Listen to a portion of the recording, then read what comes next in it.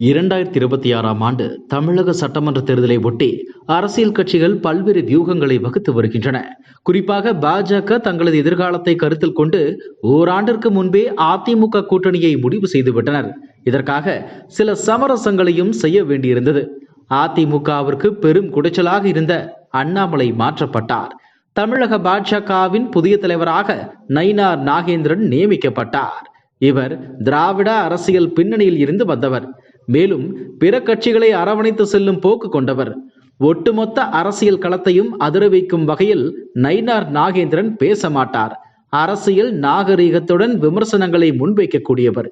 இவை அனைத்தும் மாநில தலைவர் பதவிக்கும் அதிமுக கூட்டணியுடன் இணக்கமாக செல்லவும் உதவிகரமாக இருக்கும் என்று டெல்லி தலைமை கருதியது. இந்த சூழலில் அண்ணாமலை என்ன செய்து கொண்டிருக்கிறார் என்ற கேள்வி எழுகிறது. இவர் தான் பங்கேற்கும் கூட்டங்கள், ஆலோசனைகள், செய்தியாளர்கள் சந்திப்புகளில் அதே பழைய டோனில்தான் அதிரடி காட்டிக் கொண்டிருக்கிறார். ஒருபுறம் சாஃப்ட் தலைவர் நயினார் நாகேந்திரன், மறுபுறம் அட்டாக் தலைவர் அண்ணாமலை என இருதுருவ அரசியலுக்குள் தமிழக பாஜக சிக்கி தவிக்கிறதா என்ற கேள்வி எழுகிறது. எப்படி பார்த்தாலும் மாநில தலைவர் சொல்வதைத்தான் அனைவரும் கேட்க வேண்டும். அதே சமயம் அண்ணாமலை தனக்கென்று தனி தொண்டர் படையை உருவாக்கி வைத்திருக்கிறார். இவர் மீதான ஈர்ப்பால் இளைஞர்கள் பலர் பாஜகவில் இணைந்துள்ளனர். ஆதரவாக சமூக வலைத்தளங்கள் மட்டுமின்றி களத்திலும் பேசி வருகின்றனர்.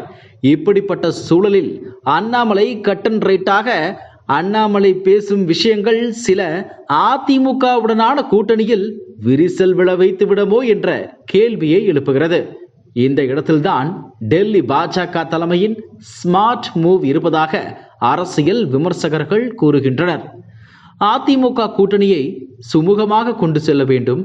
அதற்காக நயினார் நாகேந்திரன் வசம் ஓர் அசைன்மெண்ட் ஒப்படைக்கப்பட்டுள்ளது. மறுபுறம் பாஜகவை தமிழகத்தில் வேரூன்ற செய்ய வேண்டும். திராவிட கட்சிகள் மட்டுமின்றி வேறு எந்த கட்சிகளின் துணையும் இன்றி தேர்தல் அரசியலில் செயல்பட வைக்க வேண்டும். அது வாக்கு வங்கியை அதிகரிக்க செய்து எதிர்காலத்தில் வெற்றி கணக்காக மாற வேண்டும். இதற்கு அண்ணாமலைதான் சரி என்று தற்போதும் பாஜக தலைமை நம்புகிறது. அதை ஒட்டித்தான் இருதுருவ அரசியல் போன்று தோற்றமளிக்கிறது என்கின்றனர். இதுபோன்ற செய்திகளை மேலும் தெரிந்து கொள்ள எங்களது யூடியூப், ஃபேஸ்புக் மற்றும் ட்விட்டர் ஆப்களை சப்ஸ்கிரைப் செய்யவும்.